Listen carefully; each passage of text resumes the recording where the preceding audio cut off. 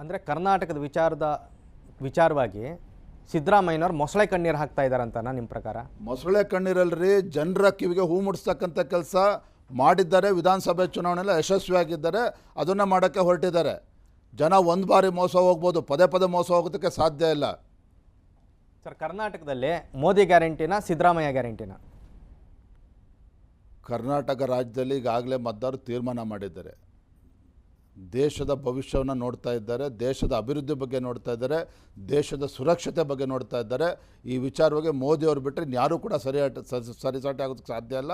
ನೀವು ನರೇಂದ್ರ ಮೋದಿಜಿಯವರು ಈ ದೇಶದ 140 ಕೋಟಿ ಜನರ ಒಂದು ಬದುಕನ್ನು ಕಟ್ತಕ್ಕಂಥ ಕೆಲಸ ಮಾಡ್ತಾ ಇದ್ದಾರೆ. ನಿಮ್ಮ ರೀತಿ ಉಡಾಫೆಯಾಗಿ ಜನರಿಗೆ ಸಿದ್ದರಾಮಯ್ಯನವ್ರ ಹತ್ರ ಕಿವಿ ಮುಡಿಸ್ತಕ್ಕಂಥ ಕೆಲಸ ಮಾಡ್ತಾ ಇಲ್ಲ. ಹಾಗಾಗಿ ಯಾವುದೇ ಕಾರಣಕ್ಕೂ ನಾನು ಕೈ ಮುಗಿದು ಪ್ರಾರ್ಥನೆ ಮಾಡ್ತೇನೆ, ಅವರನ್ನು ಕಂಪೇರು ಕೂಡ ಮಾಡೋದಕ್ಕೆ ಹೋಗಬೇಡಿ. ಕಾಂಗ್ರೆಸ್ನವ್ರು ಎಲ್ಲಿವರೆಗೆ ಆರೋಪ ಮಾಡ್ತಾರೆ ಅಂದರೆ, ಆ ಗ್ಯಾರಂಟಿ ಅಂತ ಶಬ್ದನೂ ಕಾಂಗ್ರೆಸ್ಸಿಂದ BJPಯವರು ಕಾಪಿ ಹೊಡೆದಿದ್ದಾರೆ ಮೋದಿಯವರು ಅಂತ. ಏನಾರು ಅಪ್ಪನ ಮನೆ ಆಸ್ತಿನೇ ಇದು ಕಾಂಗ್ರೆಸ್ ಪಕ್ಷದ್ದು. ಇವರು ಗ್ಯಾರಂಟಿ ಅಂತೇಳಿ ಕಳೆದ 1 ವರ್ಷದಿಂದ ಹೇಳ್ತಾ ಇದ್ದಾರೆ. ಆದರೆ ಮೋದಿಯವರು ಕಳೆದ 9 ವರ್ಷದಲ್ಲಿ ಹೇಳ್ತಾ ಇಲ್ಲ, ಮಾಡಿ ತೋರಿಸ್ತಾ ಇದ್ದಾರೆ. ಹಾಗಾಗಿ ಈ ರೀತಿ ಹೇಳಿಕೆಗಳು, ಉಡಾಫೆಗಳು ಇದು ಯಾವುದೂ ಕೂಡ ನಡೆಯೋದಿಲ್ಲ. ರಾಜ್ಯದ ಪ್ರಜ್ಞಾವಂತ ಮತದಾರರು ಇವತ್ತು ಮೋದಿ ಕಡೆ ನೋಡ್ತಾ ಇದ್ದಾರೆ. ಇವತ್ತು ಸರ್, ಈಗ ತಾವು NDA ಅಭ್ಯರ್ಥಿ ಕರ್ನಾಟಕದಲ್ಲಿ ಈಗ ಎಲ್ಲ ಕಡೆಯಲ್ಲಿ ತಾವು ಹಾಕಿದ್ದೀರಿ. ಈಗ ತಾವು ಜಂಟಿಯಾಗಿ ಪ್ರಚಾರ ಮಾಡ್ತಾಯಿದ್ರಿ.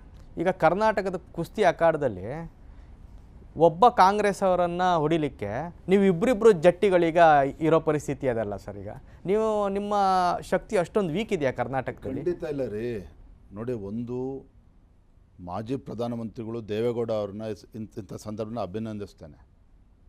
ನಾನು ಮೊನ್ನೆ ಭಾಷಣ ಮಾಡ್ತಾನೆ ಹೊಡೆದೆ. 2006ರಲ್ಲೂ ಕೂಡ BJP JDS ನಾವು ಹೊಂದಾಣಿಕೆ ಆಗಿತ್ತು ಚುನಾವಣೆ ಆದ ನಂತರ. ಆದರೆ ದೇವೇಗೌಡಜಿಯವರ ಆಶೀರ್ವಾದ ಅದಕ್ಕಿರಲಿಲ್ಲ. ಆದರೆ ಇವತ್ತು ಮಾಜಿ ಪ್ರಧಾನಮಂತ್ರಿ ದೇವೇಗೌಡಜಿಯವರು ಈ ದೇಶವನ್ನು ಮುನ್ನಡೆಸ್ತಾ ಇರ್ತಕ್ಕಂಥ ಪ್ರಧಾನಮಂತ್ರಿ ನರೇಂದ್ರ ಮೋದಿಜಿಯವರ ನಾಯಕತ್ವವನ್ನು ಮೆಚ್ಚಿ ಇವತ್ತು ನಾವು NDA ಜೊತೆಲಿರ್ತೇನೆ, ಮೋದಿಯವ್ರ ಜೊತೆಲಿರ್ತೇನೆ, BJP ಜೊತೆಲಿರ್ತೇನೆ ಅಂತಕ್ಕಂಥ ತೀರ್ಮಾನ ತೆಗೆದುಕೊಂಡಿದ್ದಾರೆ. ಅಂದರೆ ತಪ್ಪೇನದು?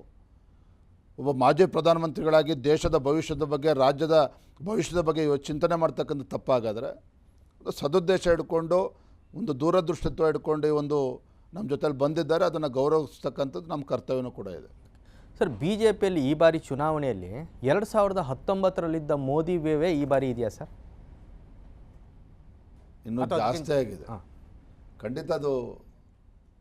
ಯಾಕೆ ಅಂತ ಹೇಳಿದ್ರೆ, ಕಳೆದ 10 ವರ್ಷದಲ್ಲಿ ದೇಶದಲ್ಲಿ ಮತ್ತು ರಾಜ್ಯದಲ್ಲಿ ಆಗ್ತಾ ಇರ್ತಕ್ಕಂಥ ಅಮೂಲಾಗ್ರ ಒಂದು ಬದಲಾವಣೆ ಎಲ್ಲ ರಂಗದಲ್ಲೂ ಕೂಡ, ಶಿಕ್ಷಣ ಕ್ಷೇತ್ರ ಇರ್ಬೋದು, ಕೈಗಾರಿಕಾ ಕ್ಷೇತ್ರ ಇರ್ಬೋದು, ಯಾವುದೇ.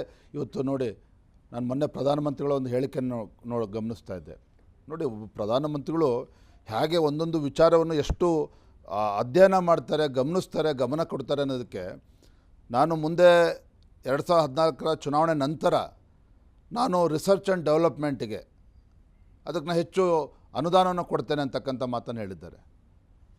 ಅಂದರೆ ಇವತ್ತು ಯಾವುದೇ ಕ್ಷೇತ್ರ ತೊಗೊಳ್ಳಿ ನೀವು, ಪ್ರಧಾನಮಂತ್ರಿಗಳು ಮಾತನಾಡದೇ ಇರ್ತಕ್ಕಂಥ, ಮುಡ್ದೇ ಇರ್ತಕ್ಕಂಥ ಯಾವುದೇ ಕ್ಷೇತ್ರ ಇಲ್ಲ. ಅಂದರೆ ಒಬ್ಬ ಪ್ರಧಾನಮಂತ್ರಿ ಈ ದೇಶದೊಂದು ಉಜ್ವಲ ಭವಿಷ್ಯವನ್ನು ಕಣ್ಮುಂದೆ ಇಟ್ಕೊಂಡು ಕೇವಲ ಮಾತನಾಡ್ತಕ್ಕಂಥದ್ದು ಅಷ್ಟೇ ಅಲ್ಲ.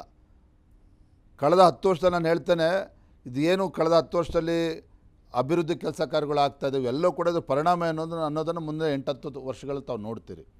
ಹಾಗಾಗಿ ಇವತ್ತು ಭಾರತ ಅಂತ ಹೇಳಿದ್ರೆ ಕೇವಲ ಭಾರತೀಯರು ಅಷ್ಟೇ ಅಲ್ಲ, ಇಡೀ ವಿಶ್ವದ ಗಮನವನ್ನು ಸೆಳೆದಿದೆ. ಕಾರಣ ಅಂತ ಹೇಳಿದ್ರೆ, ವಿಶೇಷವಾಗಿ ಆ ಕೋವಿಡ್ ಸಂದರ್ಭದಲ್ಲಿ ಯಾವ ರೀತಿ ಪ್ರಧಾನಮಂತ್ರಿಗಳು ಹ್ಯಾಂಡಲ್ ಮಾಡಿದ್ರು ಪರಿಸ್ಥಿತಿಯನ್ನು. ನಾನು ಹೇಳ್ತೇನೆ, ರಾಹುಲ್ ಗಾಂಧಿ ಅಂತವ್ರು ಏನಾದ್ರು ಪ್ರಧಾನಮಂತ್ರಿ ಆಗಿದ್ದರೆ ರಾಜೀನಾಮೆ ಕೊಟ್ಟು ಓಡೋಗ್ತಿದ್ರು, ಲಂಡನ್ಗೋ ಇನ್ನೆಲ್ಲರೂ ಓಡೋಗ್ತಿದ್ರು. ಅಂದರೆ ಒಬ್ಬ ಮೋದಿಯವರು ಕೇವಲ ಭಾರತಕ್ಕಷ್ಟೇ ಎಲ್ಲ ಮಾದರಿ, ಇಡೀ ವಿಶ್ವಕ್ಕೆ ಒಂದು ಮಾದರಿಯಾಗಿ ಪ್ರಧಾನಮಂತ್ರಿ ಅಂದರೆ ಹೇಗೆ ದೇಶವನ್ನು ನಡೆಸಬೇಕು ಇವತ್ತು ವಿಶ್ವಕ್ಕೆ ತೋರಿಸ್ಕೊಡ್ತಾ ಇದ್ದಾರೆ ನರೇಂದ್ರ ಮೋದಿಜಿಯವರು. ನ್ಯೂಸ್ ಫಸ್ಟ್, ನಿರ್ಭೀತಿಯಿಂದ ನಿಮ್ಮ ಪರವಾಗಿ.